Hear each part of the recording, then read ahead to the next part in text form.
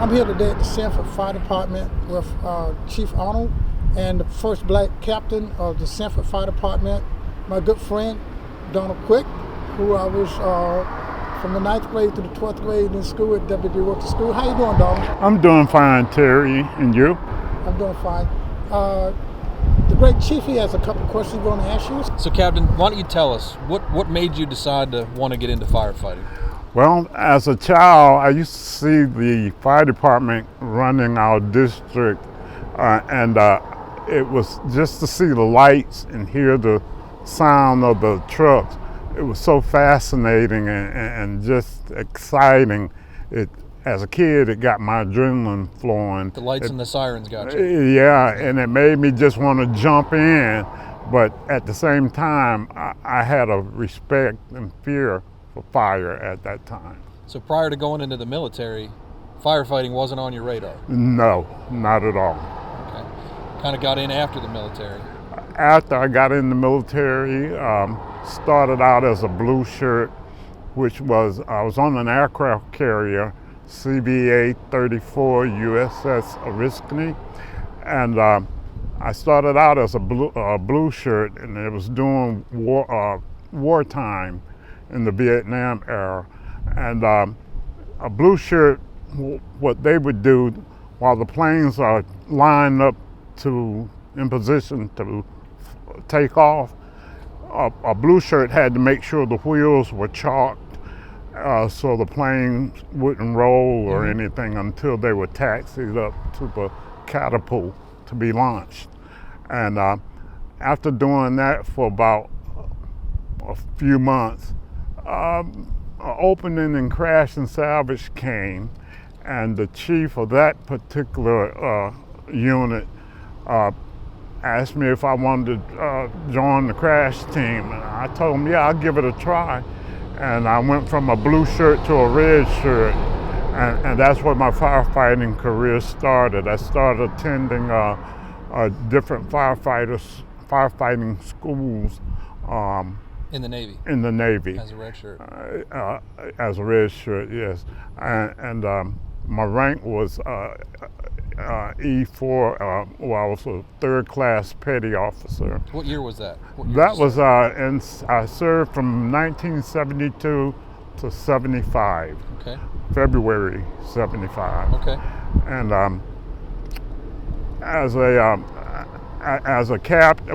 firefighter back then, the job was really frightening and scary because up on top of an aircraft carrier, that flight deck, you had all that water surrounding you, and the planes would take off, but they had to build up a certain amount of pressure. I had to hit afterburst, AB, and that would sound like a bomb exploding, and then they would take off. They had to build up enough pressure to maintain that flight once they took off.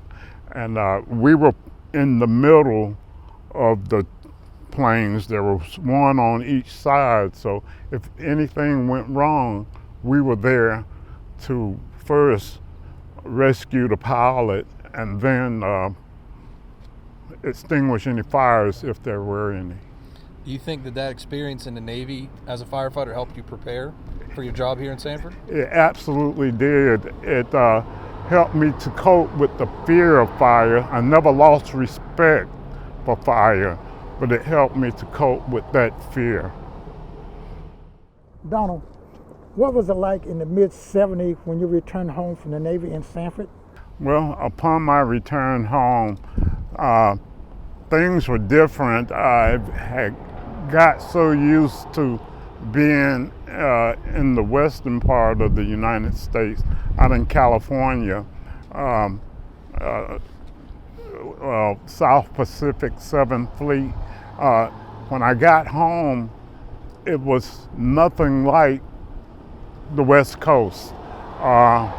People, attitudes hadn't changed very much, and it took some adapting for me, some adjusting for me, as well as the people I begin to work with. Donald, why do you think you had a chance to join the Sanford Fire Department at that particular time back in the 70s? Well, during that particular time, I had a friend from Virginia had gone home on leave, went home on leave, and when he came back off leave, he mentioned how they were hiring minorities in the South. And he said that he had talked with the chief while he was home, and the chief had offered him a position upon his departure or separation from the Navy. And I made a statement that I think I'll give it a try when I get home. If I can't make it at home, I can't make it anywhere. So when I got home, the very first thing I did was apply for the fire department here in Sanford. So after you applied for the fire department here in Sanford, how were you treated? Well, I was kind of like your new puppy that you have when it was new. When you get a new pet, you kind of, both of you are a little bit standoffish until you get to know its ways and it get to know your ways. And you find out the more you do things together and the more you pet that pet and show them love, you started bonding. Here with the fellas that I work with here, the crew I work with here, the same principles applied. The more I worked with them, the more we got to know each other, the more we began to bond. And it took time. It wasn't something that happened overnight. As the older ones gradually faded out and the new came in, you could see the difference. It was like day and night, like the sun rising and setting, and the change therefore took place. And there is where the history of the fire department began for minorities, started to open up. We became friends. I became friends with a lot of the fellows in the department. We actually became family. 24 hours, at least a third of my life was spent with them. And so we got used to each other, and I made a mention to one of my fellow firefighters who now is a battalion chief, I believe, Alani Kiker. Made a statement to him. Those last couple of years were the best years of my entire life with the Sanford Fire Department. The attitude of men and everything had changed, and I actually enjoyed it. Captain Quick, I got a question to ask. Okay. Where did Cookie come from? Well, Cookie came about when I was on the department. I had a fetish for cookies. I love cookies. And every time you turn around, I was either eating cookies or popcorn. So they started calling me Cookie Monster because of my love for cookies. Remember it well. Remember it well. Captain Quick, Yes. looking back, what was one of the biggest lessons you learned during your career? Well, Chief, one of the biggest lessons I've learned, and I think is one that's still being taught and learned today, is you don't judge a book by its cover. And once you give a man a chance and get to know him, you'll find out that a lot of the stereotype things you may have heard about him aren't necessarily true, him or them or whoever it may be. And you'll find out that all a man needs is a chance in life, and to really get to know them.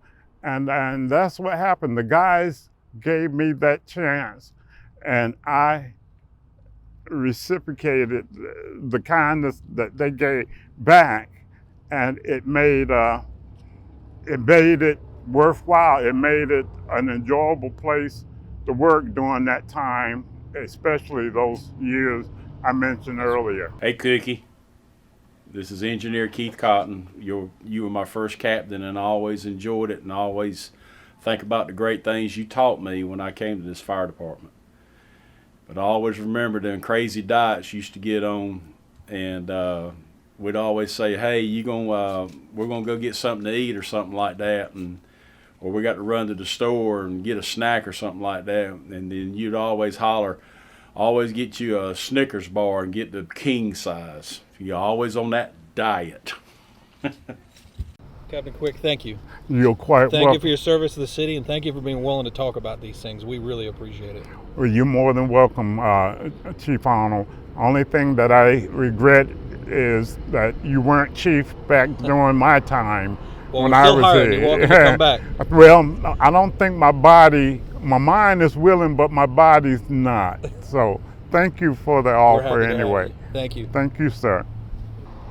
Captain Quick, Yes, sir. I'd like to thank you for what you taught me in my career, the leadership that you led, and the direction and respect that you requested and required that has led me to be where I'm at today. And I want to thank you. And also, I might come by the office because I think I might have a box of cookies for you when you come back by there too. All right. Well, thank you, Chief. Yes, sir. But my motto is this: I always looked at the men make the officers, because if it's you can make your officer or your commanding officer look good, or you can make them look bad. And I just happen to have a great bunch of guys that wanted me to succeed, and they helped me with the input that they did, and I'm proud of them, and I thank them. Thank you guys for it. And we thank you. My classmate, Captain Quick, we appreciate you and thank you so very much. And Sanford Fire Department, two great captains, we appreciate you also. Thank you. You're more than welcome. Thank you.